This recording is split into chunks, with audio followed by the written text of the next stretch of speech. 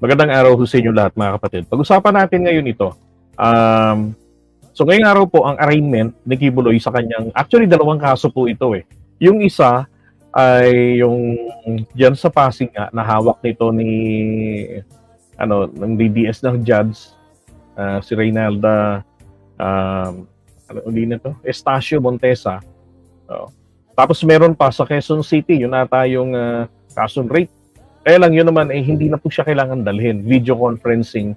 High-tech po ang Quezon City. So, video conferencing ang gagawin. So, nasa Camp Crame na sa mga oras na to si Kibuloy. At kanina hong alauna nitong araw na to, ngayon, ay nag-arraignment na rin si Kibuloy. So, wala hong balita kung si Kibuloy po ay umamin ng guilty o palagay ko po, kapag hindi ho, ganito yan kapag ka-arraignment, ito yung tatanungin ka ng judge. Brad? Guilty ba or not guilty? Pag hindi po nagsalita yung tao, tahimik lang, nakaganon. Bahala ka sa buhay mo, hindi ako sasagot, hindi ako iimik. Tanong yung judge, guilty or not guilty? Bahala ka sa buhay mo. Aywan. So automatic po, yung judge ang magpapasok ng not guilty. Okay? Dahil hindi po siya sumasagot, then pasok mo natin dito for the record, not guilty. So ngayon, ito po ngayon.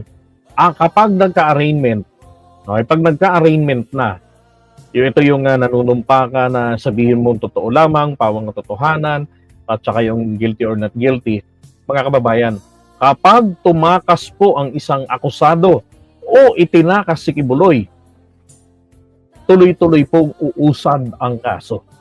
Okay, uusad yan. Yan ho yung tinatawag na trial in absentia. Ibig sabihin, nagkaroon ng pagdinig kahit absent siya. Kaya, okay? Ganun lang po yung madaling tandaan. Trial in absentia kasi after ng arraignment, humuslit ang akusado. So, trial in absentia. Trial, pagdinig, kahit absent siya. Okay?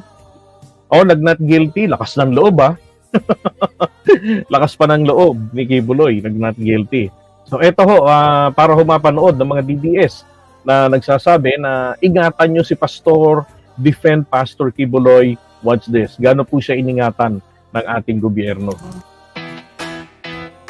Ito graduation pa yan. Ayan balot na balot po si Kibuloy, may helmet pa. Naka-bulletproof po yan. Binti lang ang pwedeng barilin dyan. Tignan nyo gaano karami ho yung mga kapulisan na yan. Baka nasa 500 yan o 1,000. Estimate ko lang yun.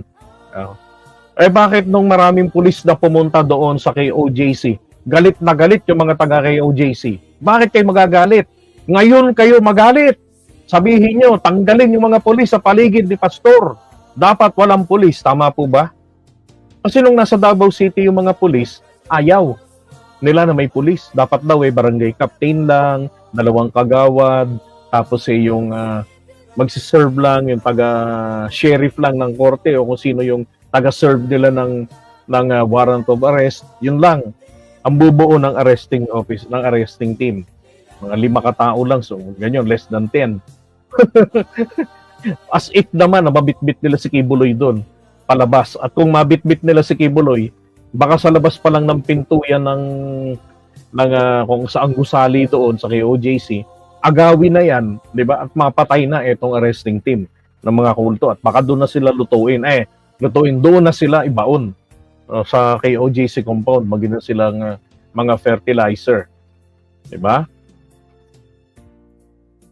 Dito ho, maraming pulis na namang nagbabantay. Bakit hindi po ito kinukundina ng mga taga-KOJC at ng mga vloggers? Come on!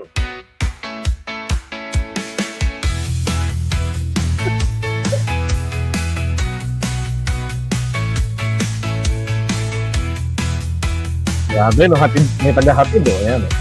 Si Colonel Jan Fajardo.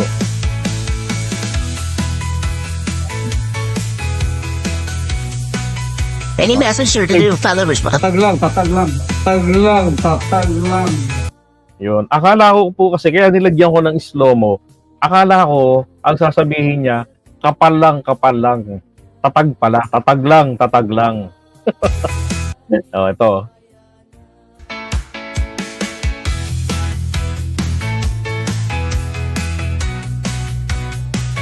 Ingat na ingat, grabe. Ang high popoy inmate.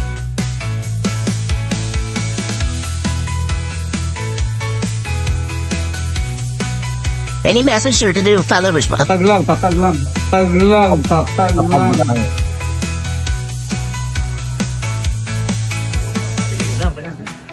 So, ito naman ho si Amanda.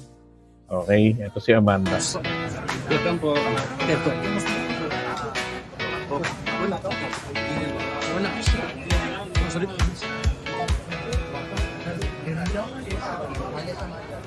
Noong July 2013, 16 years old na ako nito, na-promote kami bilang close-in pastoral. Sa puntong ito, nilipat kaming magkapatid sa isang dorm sa loob ng KJC Davao Compound. Pagtungtong ko ng 17 years old, mas naging masela na ang pinapagawa nila. Tanda ko pa, September 1, 20... Bakit po pupusasan si Amanda? Hindi naman ito ang inireklamo. Siya nga yung nagreklamo ng rape at nagreklamo ng qualified human trafficking. So, saan po ba naman tayo makakakita na complainant ipoposas? Wala pong ganun. 14. Alright, Manoy? Kasi kakatapos lang ng tribute program ng KJC, tutulog na sana ako, pero sabi ng isang kasamang pastoral worker, magpunta daw ako sa dining area ng Bible School dahil pinapatawag daw ako ni Jacqueline Roy.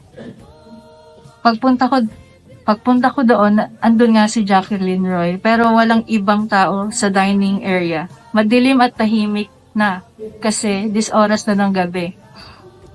Tulog na yung ibang mga kasamahan namin. Kinausap ako ni Miss Roy. Ang sabi niya sa akin, Amanda, connection mo ito sa amahan. Privilege na mapabilang sa pastoral, sanctify mo ang sarili mo. Sabi niya, parte daw ng trabaho ng Ministry of the Pastorals na imasahe si Kibuloy. Sabi niya, special privilege daw ito dahil hindi naman daw lahat nahawakan at nakakalapit sa anak ng Diyos. Sabi niya pa, wag ko daw pagdudahan ang anuman ng mangyayari sa loob ng kwarto kasama si Kibuloy. Basta ibigay ko lang daw ang sarili ko, maghanda daw ako, maligo, mag-toothbrush. Sinabihan pa akong mag-blow dry ng buhok. Litong-lito ako noon pero sumunod na lang ako. Sabi ni Jacqueline Roy, kunin ko daw yung isang pajama ko at binigay ko sa kanya kasi aamuyin daw niya. Ginawa ko naman. Pagkabigay ko ng pajama ko, inamoy niya at biglang sabi, ipapahiram na lang daw niya ang pajama niya. Bumalik ako sa kwarto ko at siya naman, kinuha niya yung pajama niya. Bago ako maligo, pumunta si Jacqueline Roy sa kwarto ko at binigyan ako ng isang t-shirt na may botones at pajama pants. Isang bote ng shampoo na Palmolive Violet at lotion na pabango na Bath and Body Works brand. Ang specific sa The Enchanted na paborito daw ni Kibuloy. Hindi ko po talaga makakalimutan ng mga yan. Maligo na daw ako at magkuskus ng maayos. Hinihintay daw ako ni Jacqueline Roy sa kwarto ni Kibuloy. Pagkatapos kong maligo at mag-blow dry, pumunta ako sa kwarto ni Kibuloy sa Bible School building. Yung kwarto na yon may 2 pinto. Yung unang pinto bukas na. Kaya pumasok ako doon. Yung isang pinto papunta sa main room ni Kibuloy. Pagkatok ko, sa pangalawang pinto pinagbuksan ako ni Jacqueline Roy. Inakay niya ako sa may kama ni Kibuloy, nakita kong natutulog at naghihilik pa. Nung una, pinaupo muna ako ni Jacqueline Roy sa kama, malapit sa paa ni Kibuloy, natulog pa rin noon. Pinakita ni Jacqueline kung paano daw imamasahe si Kibuloy. Sabi niya unahin ko daw sa paa. Nakinig lang ako habang dinedemo niya. Tapos sabi na lang ni Jacqueline, hintayin ko na lang daw na sabihin ni Kibuloy kung anong sunod na gagawin. Sabi niya hanggat walang sinasabi si Kibuloy na pwede na akong umalis, hindi ako dapat lumabas ng kwarto. Matapos siyang magbilin, lumabas na siya ng kwarto.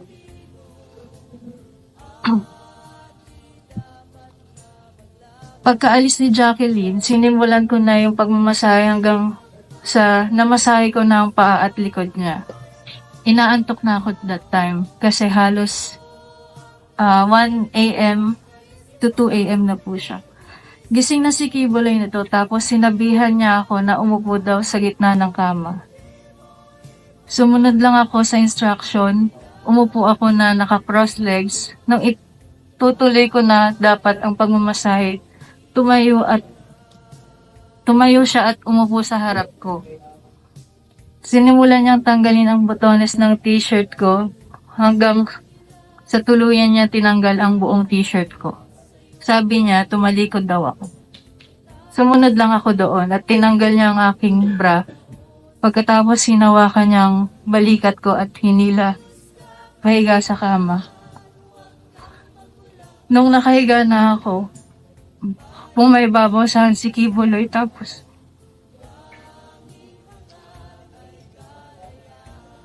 kahit pareho pa kaming nakapajama nun, kinikis-kis niya ang ari niya sa ari.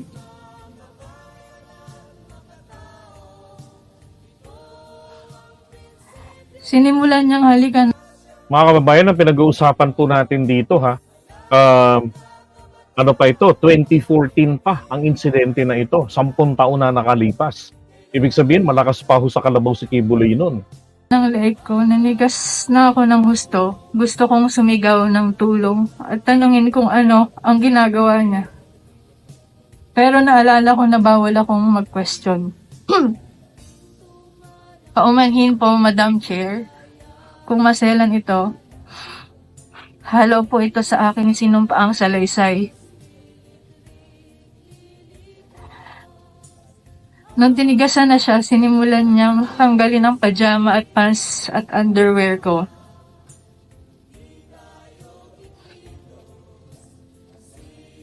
Sinipsip niya ang dibdib ko, tinanggal din niya ang pajama, pants at brief niya. Nanginginig na ang katawan ko sa takot. At nakatitig lang ako sa kisame. Pinipigilan ko na lang ang mga luha ko dahil sobra akong nagulat at walang magawa.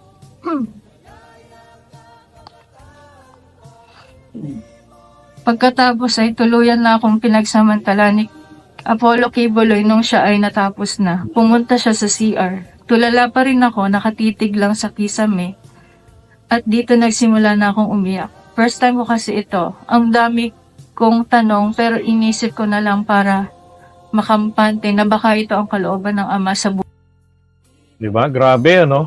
Oh, tapos ito yung sinasabi sa kanila pagkatapos. Ewan ko kung paano ko ba sasalihin ito na ang sinasabi, di umano, again, these are all allegations. Ang nililinaw lang natin, ang sinasabi na pagkatapos gamitin, di umano, ni Pastor Kibuloy, itong mga bata, ang sinasabi sa kanila ay they are still pure, intact pa rin ang kanilang pagkababae dahil lang nakipagtalik sa kanila ay Espiritu ng Diyos. Grabe. Kaya na po, bahala ang yan. But nung ako ang kinukwentuhan ay these are all children. So, kung ako ay namilabot, I don't know kung ano yung makamdaman nyo. Nung ako yun, kung makinig ko yun, sa isang bata na sasabihin na tatakutin kapag sinabi at nananatiling intact yung kanilang pagkababae dahil lang sabi ko nga, ang pagtalik sa kanila Espiritu ng Diyos. I don't know how can you describe the ordeal na pinagdaanan itong mga batang ito. Again, inuulit natin, these are all allegations at natatakot yung mga nakausap natin. Not only for themselves, hindi nga para sa kanilang buhay, maging sa pamilya nila because ang panakot natin sa angels of death. Ay nako, nakakapanggigil, angels of death.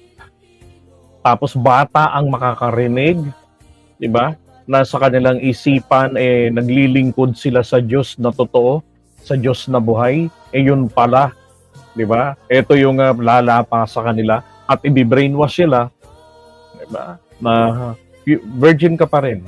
Swerte mo nga. Nakatalik mo ang Diyos. Ang nakasex mo ay ang Diyos mismo, ang Espiritu. Walang iya. Dumagan sa'yo, kumabayo sa'yo, tapos sasabihin, Espiritu. Talaga nakakapanggigil. Parang ang sarap abangan dito sa Quezon City Hall si Kibuloy. Tapos pagka makita, tirado rin. Ay, nako.